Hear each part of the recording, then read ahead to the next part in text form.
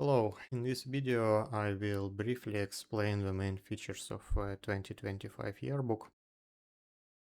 So Yearbook can be divided into four large parts.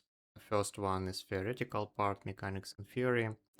The second one is metagame overview, when you have a huge portion up until chapter 12 covers individual ships, and when you have a bunch of supplements. So let's briefly talk about each of these big parts and start with mechanics and theory. Mechanics and Theory is the introductory chapter that covers key mechanics in faction warfare and how these mechanics affect solo PvP. So stuff like faction warfare complexes, dead space mechanics, what does it mean for feats and 1v1 archetypes, and how these archetypes interact with each other and so on.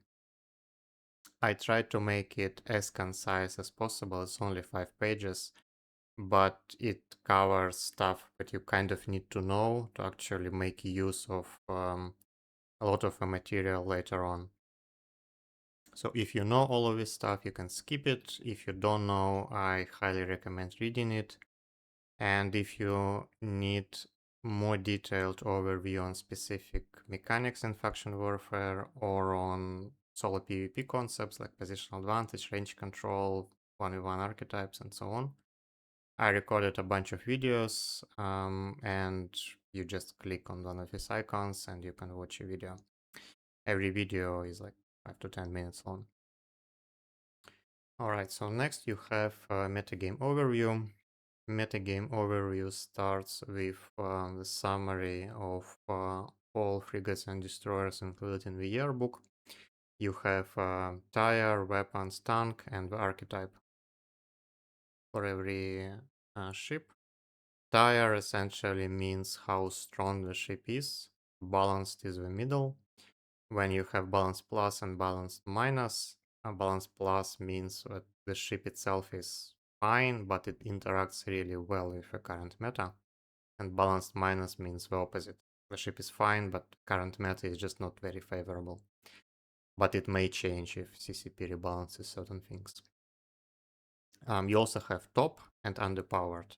So top is one, occasionally two of the best ships in the class, and underpowered means that the ship is just not really good enough to be used competitively. It can still work, but it's not good.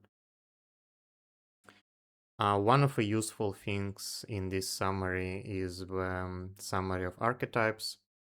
For example, you want to fly a kiting ship, so you can just look at the kiting column in this table. And if it's filled with green, it means that this ship can do kiting really well, and it's one of his primary archetypes. And if the cell is filled with yellow, then it means that you can make it work and still be competitive, but it will be a bit of an off-meta choice. And from here, you can just pick the ship that you are most interested in. And similarly, you can look at weapons if your character is limited by a certain type of skill points or by tank. And the same works for all of advanced frigates and for all of the destroyers. For destroyer PvP, I also recommend just skimming through this text because destroyer PvP has a couple of features that you need to be aware of. Next, you have a couple of slides with statistics. I pull raw data from zkill archives, and when I filter out only 1v1 kill mails, what happened in faction warfare systems and only between ships that are included in the yearbook. So this is a very specific set of data tailored for 1v1 PvP in faction warfare.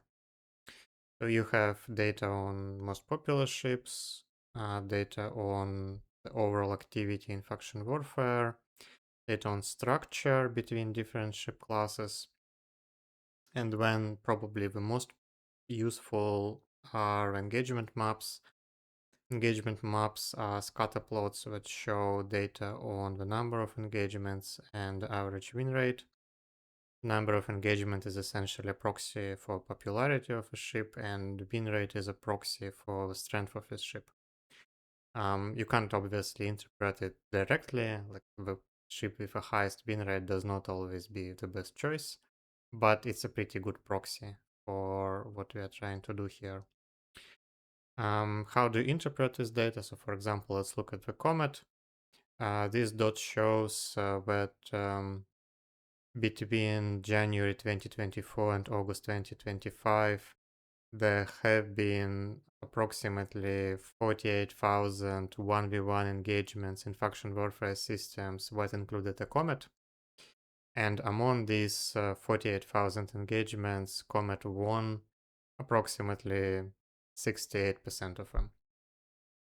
I exclude all the mirror matchups from win rate calculations. So for win rate, it only means Comet against some other ship other than a Comet. And for 1v1 engagements, it's included. So this includes all the mirrors as well. And you have the same data for Tech 1 and Navy destroyers, for Tech 2 ships, and for pirate and special ships. And the underlying sample is the same for every engagement map.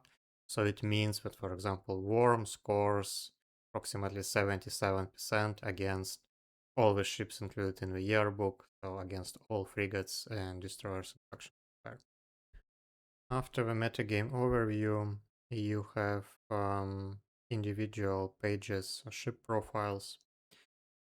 The general principle is one ship, one page, so everything about a certain ship will be on a single page. You can click go back to content and then select a ship that you're interested in. For example, let's go to retribution. The information on these pages is structured into 3 groups. On the left, you will see the ship profile. Ship profile will tell you the tire of this ship, what roles it can play, what's the slot layout, what are the key bonuses, and then infographic on tank, damage, and control relative to the entire population of ships included in the yearbook. In the middle, you have my comments on this ship.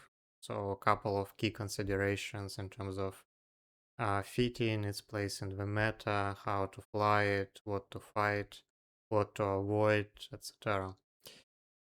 Next is performance. Performance is essentially an engagement map that shows you the performance of a ship against other ship classes. For example, Retribution scores about 50% against Navy destroyers, and Tech 1 destroyer would be the most common enemy for the ship, just based on statistics. And on the right, you have general feats. These are the guidelines. You can kind of adjust them depending on your skill points and wallet. So for example, with Retribution, you can fit Tech 2 Warp Disruptor, or you can fit Faction Warp Disruptor and kind of upgrade your fit. This is up to you. Only important thing is that you fit Micro Warp Drive and Warp Disruptor. And sometimes I include some comments about the feats if I consider that it's important.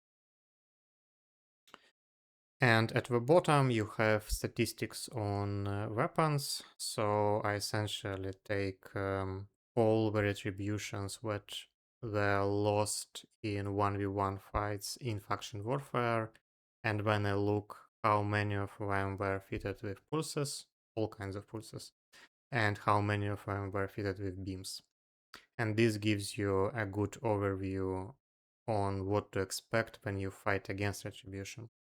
So you know that on average 70% of retributions will be fitted with beams. This can be quite crucial for fights against ships like Comet, because it's quite important to know if the Comet is gonna be blaster fitted or rail fitted. So let's just take a look. Where is the Comet? Here is the Comet. And you know that 60% of comets on average would be blaster fitted, and 40% fitted with railguns. And you can also, for some ships, it does not have a complete coverage, but for some ships you can also click on the uh, button here, and it will um, move you to the video review of the ship. In this video review, I will just talk about this ship in more detail, and I will also show you feats in IFA and comment on strengths and weaknesses of the ships. This is available for most popular feats, but not for everything. And finally, let's quickly look at the supplements. For supplements, you have rebalance history and ship tires plus abbreviations. Rebalance history covers all changes for all ships included in the yearbook in the last 11 years. Here you have two icons, a triangle and the square. Triangle means that there has been a change to a module or to a weapon system that affected the ship, but this is not a change to the ship itself. And the square means that the ship itself was changed. For example, CCP added a damage bonus or added a slot or removed a slot, etc. Green means that it's a buff. Red means it's a nerf. That's pretty straightforward. And some ships, of course, were released relatively recently, and in this case, the infographic also shows when they were released. And finally, if you want to read more about the ship tires, I kind of briefly explained it, but this is a bit more detailed, and about profile scores. All of this is available here. If some of abbreviations are not familiar to you, all of them are here as well. So you can just refer back to one of the last pages and read it here. Okay, this is a very brief overview of Yearbook 25, and I hope you found it useful. See you in the next videos.